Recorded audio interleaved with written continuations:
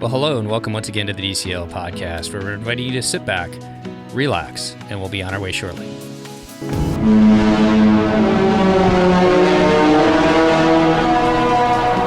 Well, welcome back to the DCL podcast, your podcast to cruise a little smarter. I'm your host, Lake, and I'm joined by my co-host, Kristy. Kristy, how are you today? I am well, Lake. How are you? Doing pretty good. Pretty excited. We will be on a cruise together again very soon. Very soon, like 4 days or something. More than likely, we'll have already been on the cruise by the time this comes out, but Yes. It is exciting. It is. It's always exciting. And a preview cruise is even more exciting. Absolutely. But we are not here to discuss that. We are here Yeah. to talk about one of our other favorite topics, first-time cruisers. Yes. And it's with a friend of mine, which makes it even more special. So Kristin, welcome to the show. Thank you. Well, Kristin, why don't you start by giving our listeners a little bit of your Disney and cruising background? Okay. So I don't have much of a cruising background. I've only been on one cruise. I was in my early 20s. I don't remember what cruise line, but I can tell you the bar was very low after that one. The food was not good. The ship was not nice. So I had never really been interested in going on another cruise after that. And then I had kids and they wanted to go on a Disney cruise. We had been to Disney World when they were really little, and we went to Disneyland last year and they talked me into it. And I know that Kristy is the expert. So I asked her how I do this wisely. And here we are. Awesome. Well, then, how did you land on this sailing on the Dream out of Fort Lauderdale? Part of it was timing, what was going to work with my schedule. I didn't want to go with the Christmas theme because I don't want to mix Christmas and warm weather. I feel like I'd be cheated out of that experience of fun in the sun. I am living in Michigan, so it's very cold here, and I wanted it to be cold enough that I had warmer weather on my trip and it would be warm enough to swim and do all the things. So we discussed timing. Mostly, that was pretty much timing. And this one worked. We wanted to get it done this year. We didn't want to wait till next year. We discussed the Destiny, so that was an option, but we ended up on the Dream. Love it. Well, let's discuss how you got down to Fort Lauderdale then. We decided to fly in the day before, which I'm really glad, although it was very easy to get on that boat. It was so easy. But I just worried if there was a delay with a plane or anything like that. If I missed a plane, I didn't want to miss a cruise. So we flew into Fort Lauderdale. We came in pretty early because we thought we'd spend the day there since we're already going to be there. We stayed at I want to say that Hilton Marina, which was nice. They had a nice pool. What was very fun about it, though, was it was during the International Boat or Yacht Show. So out of our balcony was a $25 million yacht. So that was our view, and just tons of them. And it was really fun to walk around and look at the yachts, and we saw all the yachties, and I'm a fan of Below Deck. So I was hoping to see, Captain Lee or someone. That didn't happen. But it was really, really cool because we could see right inside. We could see the galleys. So we had a lot of fun just hanging out. The weather was gorgeous. And the airport in Fort Lauderdale is the easiest to get in and out.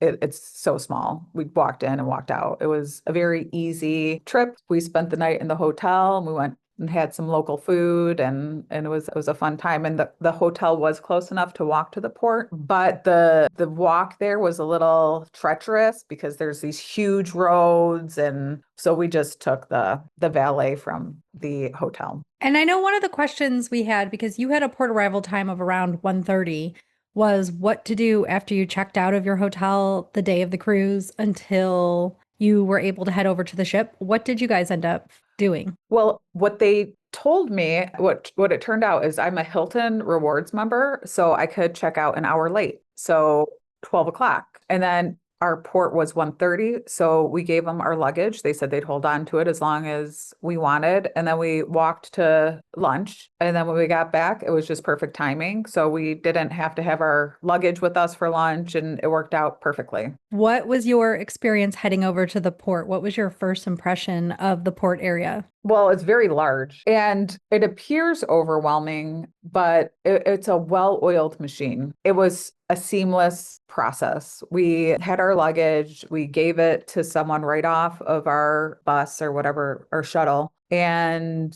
they took our luggage. We walked through, we checked our ID, did all that.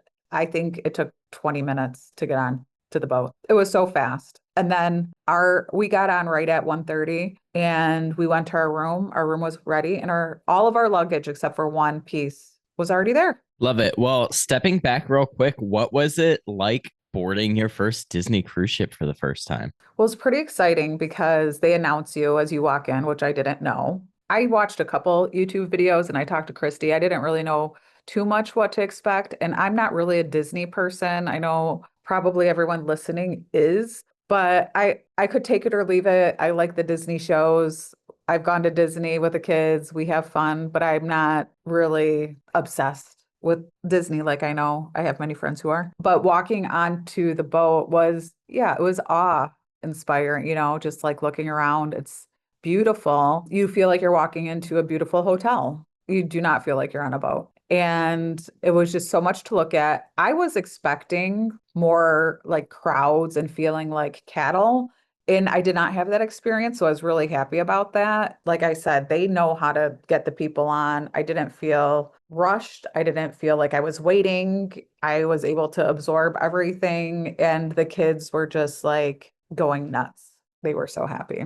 Love it. Well, then you said you headed up to your stateroom right away. What kind of stateroom did you book and how did that work for your family? We had the one with the veranda and the room was better than I was expecting. It's really well organized. They have a lot of places to put things in a small space and they have 2 bathrooms. So one bathroom with a toilet and sink and then another one with a full bath, which was amazing, and shower. The shower pressure is better than the one that I have at home. It felt like a regular bathroom. And my recollection of the ship that I was on 20 years ago did not have that feel at all. I was very happy. It was very clean. It was beautiful. And the bed was like the most comfortable bed I've ever slept in. It was luxurious. I could not feel my husband moving on the bed. It was like had all the space and it was so comfortable. Now I'm changing my bedding at home. So yeah, the fret sheets are no joke and they are so comfortable. And it's, I think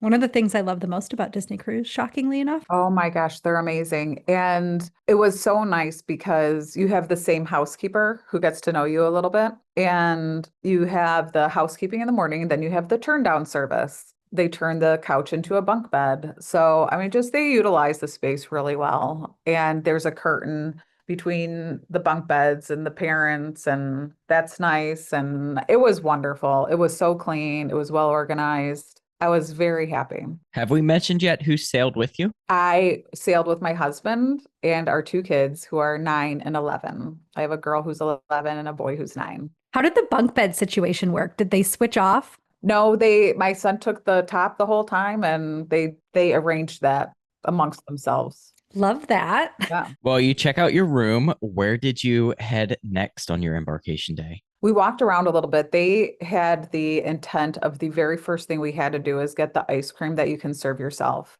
They had been talking about that nonstop, that you can get your own ice cream. So that was on the 11th floor. We were on the 7th. It was really easy to get to because we just took the stairs. The stairs aren't very big stairs, so they're really easy to run up and down. And they never complained. We didn't take elevators. So I think that's another reason we never felt crowded because it was just easy to get around. And so we got the ice cream and then we did the sail away party. That was really, really fun. It was a really great vibe. And they have the camera going everywhere so that you're on the big Jumbotron or the big screen. So the kids were dancing. My husband was dancing on the screen and they just loved it. We had so much fun. It really set a good tone. It was my son was getting very antsy though, because we were on at 1:30 and nothing really happened until that time, which was 4:30. So like 3 hours for him. He wanted to be off the dock. He wanted to, be doing all the things, and we had to do the safety drill, which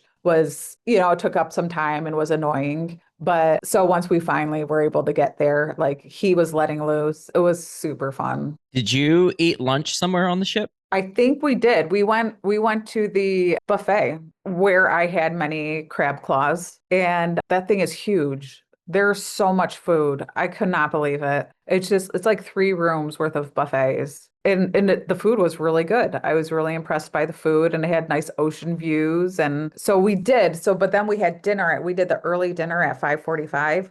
But that was fine. I'm really glad we picked that time. That worked out perfectly for us instead of the evening one. And we had dinner at the Enchanted Garden the first night, and that was really fun. It was really pretty in there. And yeah, my daughter's pescatarian, so she's pretty limited on meat and things, and they had a ton of options for her. Did she mostly order off the adult menu then? That is something I did not even know we could do until after. So I was kind of disappointed that I didn't know that, but they were happy. They ate so much food. I don't know how much she would have ordered off the adult menu because even on the kids menu, they had salmon. And then, she just wanted mac and cheese. She's not a fancy pescatarian. She's happy. It's perfect. Yeah. We always joke that my son will go through a stage and we'll see what he does, on our next cruise, but he just orders something the first day and he almost always eats that exact same thing for the whole entire rest of the cruise. Well, why don't we go ahead and stick with dining then and discuss the other 2 rotational restaurants and what were some highlights from those meals? So the animation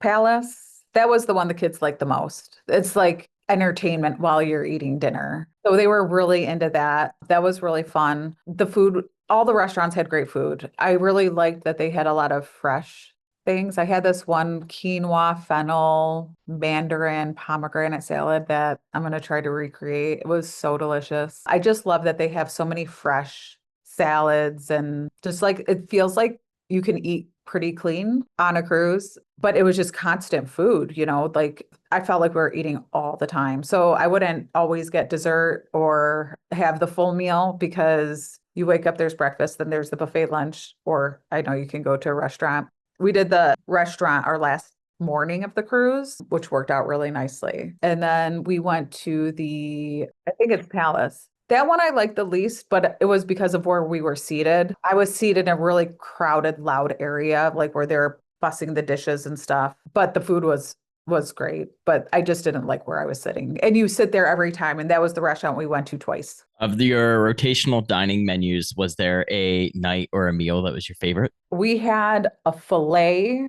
that was delicious. That was my favorite, and it had some sort of potato that was so good. I mean, it was just like a meat and potato thing, even though I like the fancy quinoas and stuff like that. I had a really good asparagus soup that had like lump crab in it. I loved that. So I like a lot of the seafood and like just like a medium rare steak, and they cook it really well. Everything we ordered was cooked according to what we requested. Like we never got anything overcooked, or it didn't feel like mass food. So I was really impressed by the food. I love that. Love it. Where did you find yourself eating like your lunches throughout the cruise? We did the lunches at the buffet. I found like in the back area, they do have little stands that have pizza all day. The pizza was actually really good. And you're just like, can I have 4 pieces? Can I have a whole pizza? Like here, yes. And then I had like tacos. They had like a taco bar. So I had that one day. But mostly it would be the buffet, which was super easy to do. And the food was really good. I never really ate the same thing twice except the crab claws because I had to have those at every meal. Did they have them every meal? Well, every lunch. Yes, they had them every time. That's great. They had a Korean pulled pork that was so good also at the buffet. That was really delicious. And then what about breakfast? Did you guys eat breakfast? We did the buffet, but we did the sit down breakfast our last day. I didn't love my breakfast because I ordered like this hash and it wasn't what I consider a hash. So my expectations were different. It was just okay. But doing it on the last day was perfect because our server, who comes with you everywhere, told us it'll be a lot easier to come here than go to the buffet and try to fight the crowds. And it was. We just left like our stuff right at the front. We gave our luggage the night before, but we kept a couple backpacks, which they let us just leave at the front door. And that was really easy. And it was nice to see our servers for the last time because you get to know them. And our particular server, our waitress, I felt really bad for her because we did have a hurricane going through.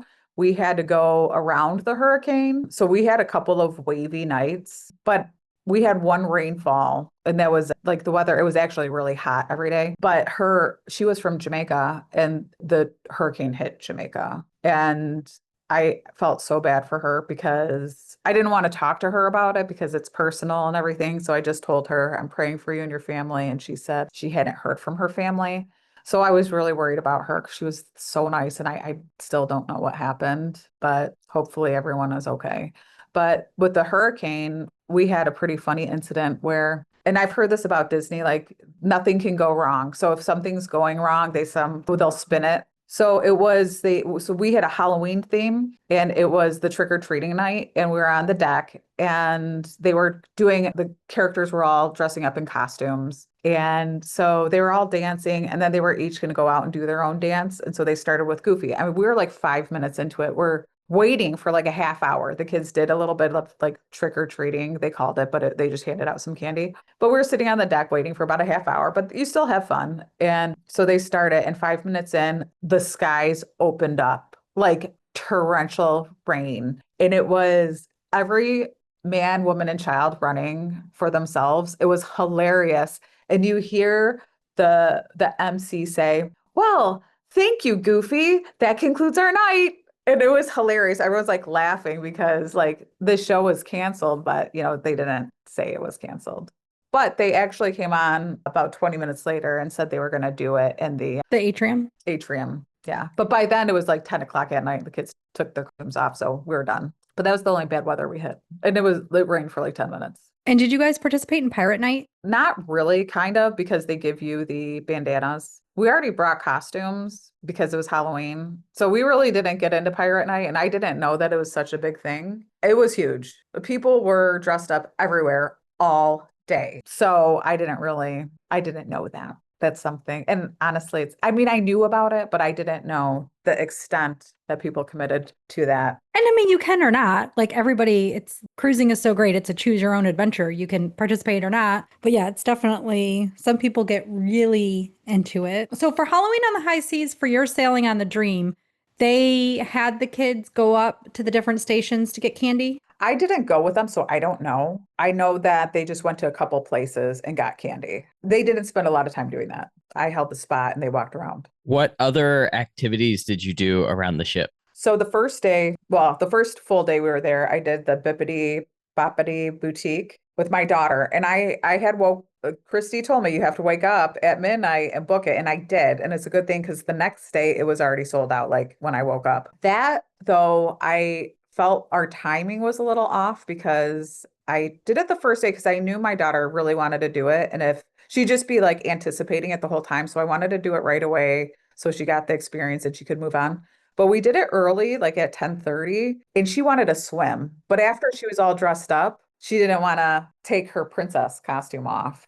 So fortunately, we got up and we got to the pool right away, and she got to do the aqueduct, which was super fun. I did that too, like 3 or 4 times. It was very fun. So she was dressed up, and that experience, she loved it. That was her favorite part of the trip, she said. And they treat you like royalty after that. So all the staff would say, "Hi, princess. Can I get you anything, princess?" And it was really cute. And they gave her a lot of things, a backpack, a wand, a crown, jewelry, makeup, a lot of things, and the pixie dust in the hair. So she just was over the moon. It was really cute.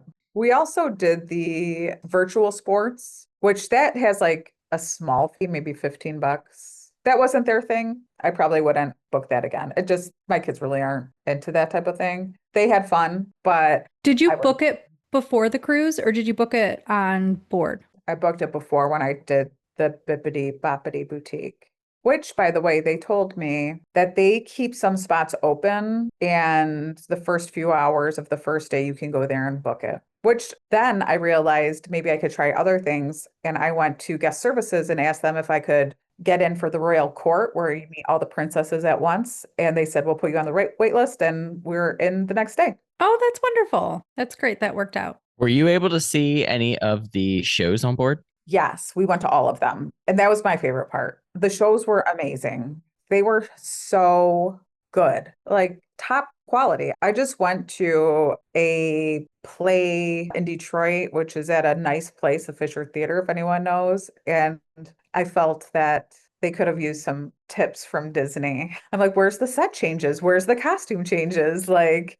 where's all the pomp and circumstance? The shows were so good. And our personal experience was we had no problems getting good seats or anything like that. It was really, really good. I loved that was my favorite part. Did you get to take advantage of any of like the adult only spaces as well? Unfortunately, no, because my daughter wanted to do everything as a family, everything. So she wouldn't let me go. And I figure because she's 11, this probably will never happen again. So I did run off to the adults only for like a half hour once to read my book, and I got to walk around and I went and got a latte at the bar there, but it looked fun. When I tell you it was hot, it was so hot that unless you were like in the water, like sitting out, even on we couldn't even sit on our balcony. It was like hot air. The wind was even hot. And that's actually one of the things I would have done differently. I would have brought more clothes because I was either really hot if I was outside or really cold inside because they keep it very cold inside. And I'm sensitive to weather shifts. So I was either freezing or hot. And I needed to bring more clothes and I needed to bring more dress up clothes because people really dressed up for dinner. And I had like sundresses, but I didn't have a cardigan. Like I didn't have it because I didn't bring something to match it. So that is a tip that I would give people. Like bring like a whole thing with layers that go together because I would have like I felt underdressed or cold at dinner. Well, same question towards the kids then. Did they utilize the kids clubs at all then? They were in two different kids clubs because of their ages. And my son wanted to go to my daughter's, and my daughter wanted to go to my son's. So they never went on their own. They went during the open houses. So twice a day for an hour, you could go to each other's. And so they would do that. They would go to like my daughter's in the morning and then my son's in the afternoon. And they had fun doing that. And did you guys do any of the crafts or family game shows or anything like that? No, we didn't get into any of that. We were so busy. I was surprised. It really, your whole day is booked. And there was not much downtime. I wore my Apple Watch and I had 15,000 steps every day, and we're on a ship. And that's without like going for a walk on the fourth deck where they do have the little walking area. So we're busy. We're in and out. Okay, you go here for a half hour, then we're going to go do this. And so because it was our first cruise, we were still trying to figure out what everyone's favorite thing to do was. And we always had to go back to the ice cream. Was there a specific place on board that you would say was like your family's favorite space? Well, one thing I would say for people who are new to this is if you're going to a buffet, pick a table because the buffet area is so big and it's in several rooms. And for a little kid, they all look the same. So we picked like this table and it just had a really nice view.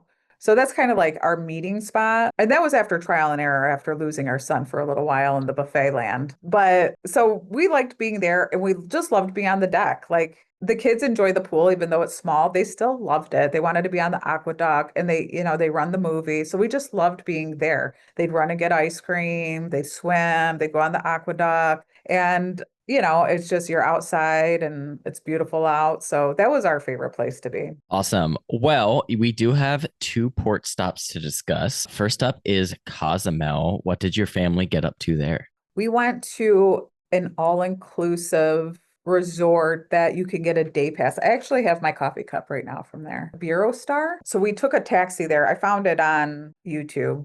Or TikTok. I was just looking at excursions and I went through them with the kids and Christy gave me some tips and I just asked the kids what they wanted to do most. And they wanted to do a Bureau Star because they had animals. They had like birds and flamingos and different things like that. So we did that. That was like a 20-minute cab ride, I'd say about that. And it was nice. It was nice. The food was good. The place was nice, but it was so hot there. Here I am again, that I couldn't even cool off in the ocean or in the pool. I was still hot. The water was warm, but there was a lot of fish. So like they were like doing their own snorkeling with their goggles. We could see a lot of different fish and they had a blast and they had a swim up bar. So the kids were swimming up and getting, their cherry Coke. And my son just thought he was the coolest person ever having a drink in the pool. They have floaties and everything like that. And they have a little kids club. Our kids did not go to it, but we had a lot of fun that day. It was nice to get off the boat and do something different.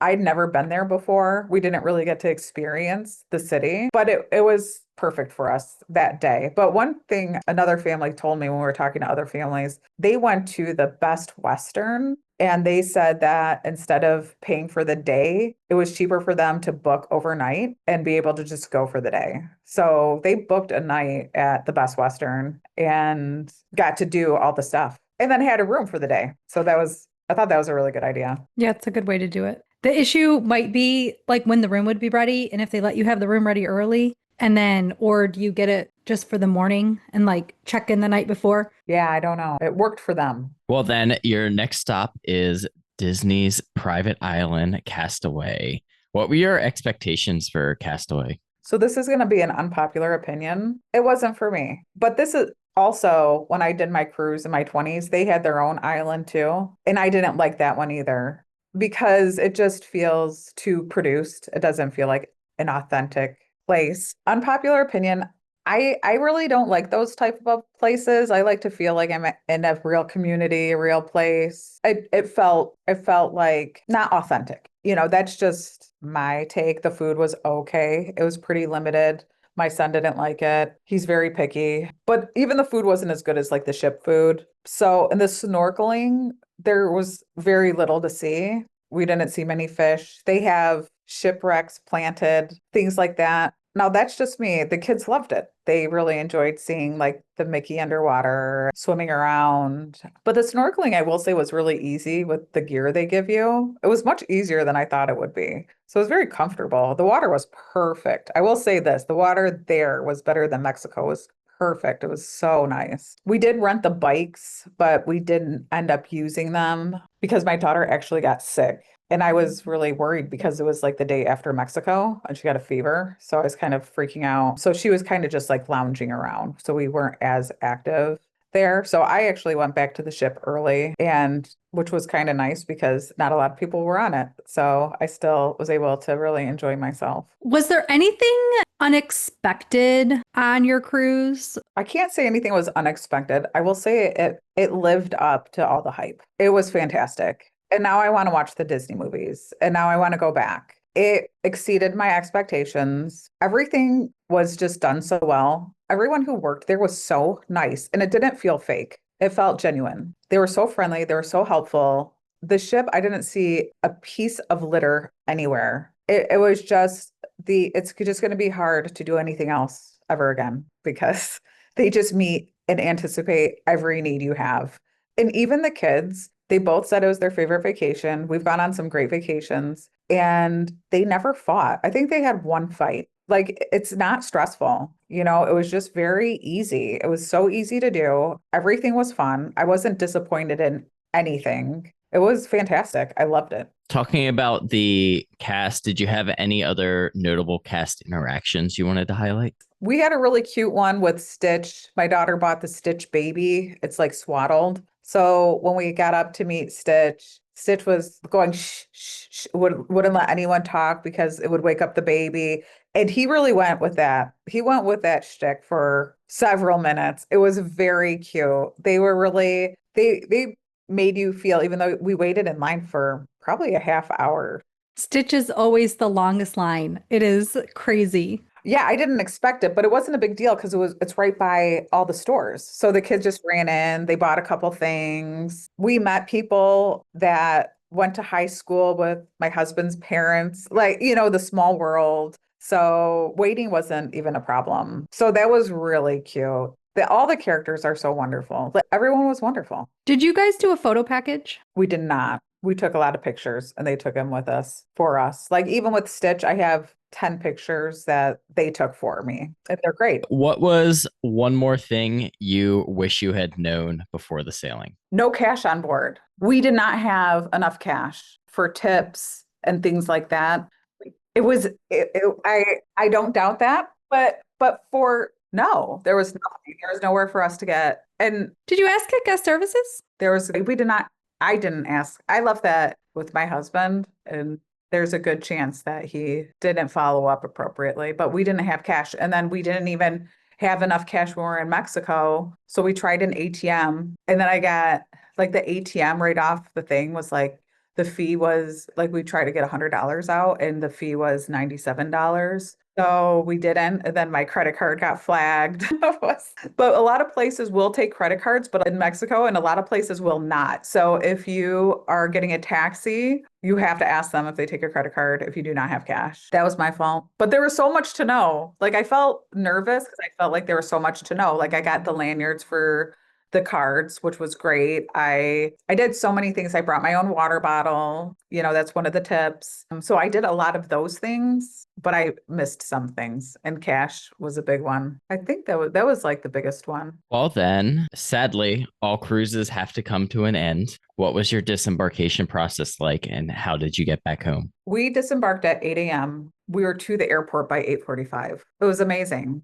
It was so fast. So again, we did the sit down breakfast, which I thought was perfect. It was just like a perfect way to end it, not dealing with a buffet, getting to see our two servers again. And then you kind of get to know also the people around you because you're seated by them. So it's kind of fun. It gets, you feel like you get to know some people. And then there's some people that just turn up over and over that you see all the time. So we lined up. They gave us a Tinkerbell and some people were someone else. And when they called Tinkerbell, we got off the ship, we got our luggage, we hopped into the first taxi we saw, which I think was $15. Like they weren't gouging us to take us to the airport. We were literally at the airport at 8:45. It was wonderful. And then getting through Fort Lauderdale airport took all of 10 minutes. And so we just sat around for a couple hours. We did initially have this was something I was a little nervous about, the timing of our plane leaving. We initially had a 2:00 flight.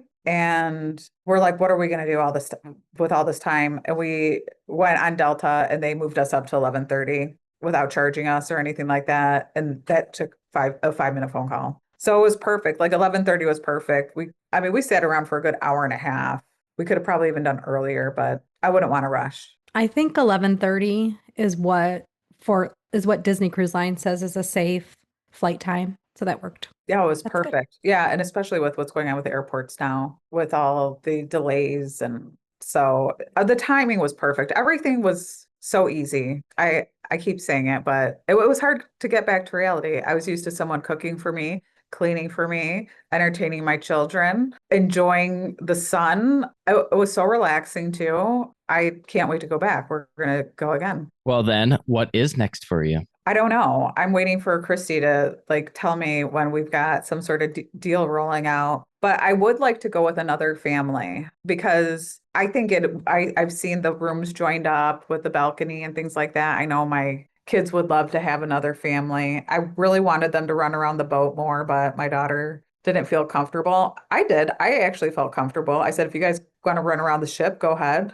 I felt like they knew their way around and it was very safe feeling. And there's just staff everywhere. It felt very safe. That was another thing. Like I was a little nervous about being on a cruise with like the idea of being trapped on a ship. So I was a little nervous and I never felt unsafe at all. Even, oh my gosh, the bathrooms are gorgeous. Like the community bathrooms are stunning. So I would like to go with another family. We're just gonna try to recruit people and see who will go with us. Love it. Well, Kristin, thank you so much for coming on and sharing your family's first sailing on the Dream. Thank you. And I did listen to one of the Dream podcasts that you did, and that was really helpful for me too. So thank you. We love it. Thank you so much for listening. Well, Christy, where can our listeners follow you? You can find me all over the internet at Pack Your Pixie Dust. And Lake, where can we find you? You can find me on YouTube and Instagram at MouseGen, and you can always follow the podcast on Facebook or Instagram at DCL Podcast, or find more information at dclpodcast.com. But that is going to wrap up this episode. Thank you all so much for listening, and we will see you next time on the DCL Podcast. Bye, guys. Bye, everyone. Bye. Well, it's going to wrap up the show. Once again, we want to thank Kristin for coming on and sharing her family's adventure on the Disney Dream. If you're enjoying the show, we greatly appreciate you leaving us a 5-star review on Apple Podcasts. We would also like to thank our Patreons who help make this show happen each and every week for us. You too can help support the show by visiting us at patreon.com/DCL Podcast. Whether you're boarding a cruise, enjoying a trip to the parks, or adventuring outside of Disney, on behalf of myself, Kristin, and Steve, we want to wish you smooth sailing and safe travels. And we'll see you next time on the DCL Podcast. The DCL Podcast is not affiliated with the Disney Cruise Line, Walt Disney Company, Adventures by Disney, or run Disney. All of the opinions expressed on our shows are those of the hosts and the guests who appear on the show. If you have any questions about any of these products, please contact the Walt Disney Company.